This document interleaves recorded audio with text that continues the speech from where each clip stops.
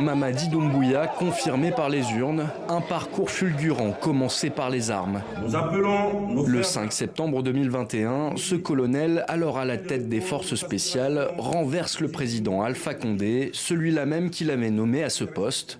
Les images du coup d'État font le tour du monde. Nos anciens qui sont morts, ils pourront être fiers de nous. J'espère que cette fois-ci, nous allons arrêter de se battre pour rien. Car la Guinée, elle est belle. Nous n'avons plus besoin de violer la Guinée. On a juste besoin de la faire l'amour. Tout simplement. Je vous remercie.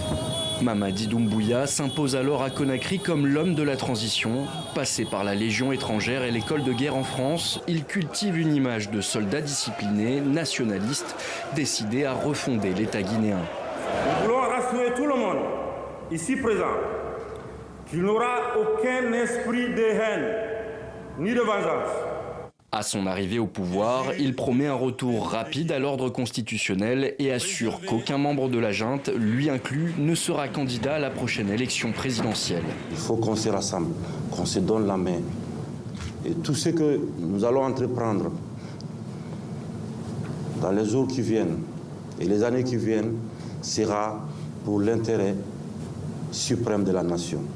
Mais au fil des mois, la transition s'installe en Guinée et se transforme. Les militaires renforcent leur emprise, des cadres civils sont remplacés par des officiers, les collectivités locales sont réorganisées, l'espace politique se resserre, plusieurs figures de l'opposition sont arrêtées, d'autres rejoignent le camp de Mamadi Doumbouya, comme Amadou Ouriba, qui est nommé Premier ministre.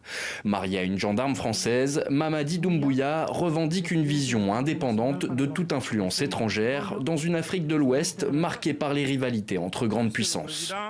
Nous ne sommes ni pro, ni anti-américains, ni pro, ni anti-chinois, ni pro, ni anti-français. Nous sommes tout simplement pro-africains. C'est tout. En 2025, en Guinée, le tournant est assumé. Une nouvelle constitution est adoptée par référendum. Elle redéfinit les règles du jeu. Elle permet notamment à Mamadi Doumbouya de se présenter à l'élection présidentielle. Le chef de la transition devient candidat.